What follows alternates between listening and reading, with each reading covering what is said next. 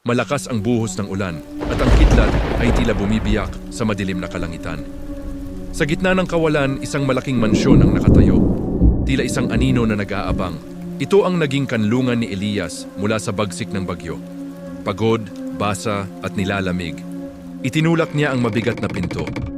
Bumungad sa kanya ang alikabok at amoy ng kilumutan.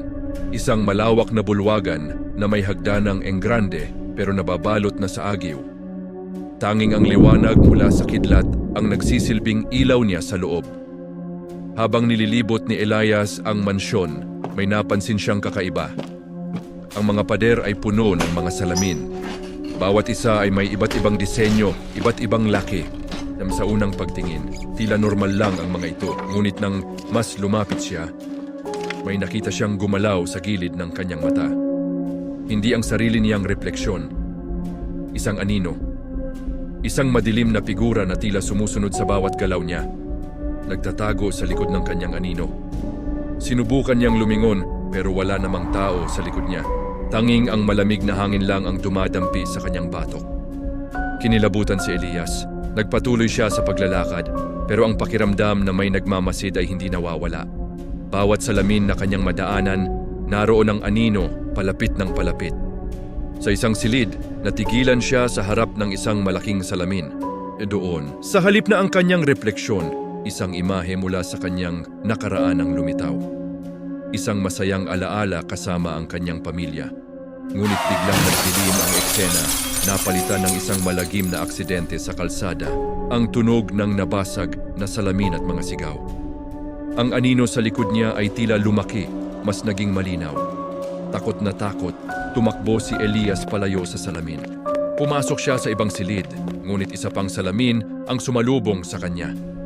Ipinakita nito ang isa pang madilim na sikreto, isang desisyon na pinagsisihan niya, isang pagkakamali na pilit niyang tinatakasan. Sa bawat salamin, inilalantad ang kanyang mga kasalanan, mga kasinungalingan at mga kabiguan. At sa bawat paglalantad, ang aninong humahabol sa kanya ay mas nagkakaroon ng anyo. Hindi na ito basta anino lang. Isa na itong nilalang na may galit sa mga mata. Isang refleksyon ng lahat ng sakit na idinulot niya. "Sino ka?" sigaw ni Elias sa kawalan. Ang sagot ay isang halakhak na umaling-awngaw sa buong mansyon. Isang halakhak na parang nanggagaling sa kanya mismo. Ang anino ay humakbang palabas mula sa salamin. At sa wakas, nakita ni Elias ang mukha nito. Ito ang sarili niyang mukha, ngunit balot ng puot at pagdurusa. Ito ang kanyang konsensya, nagkatawang tao na hindi na siya titigilan. Hinabol siya nito pataas sa ingranding hagdanan. Sa bawat hakbang ay bumibigat ang kanyang dibdib.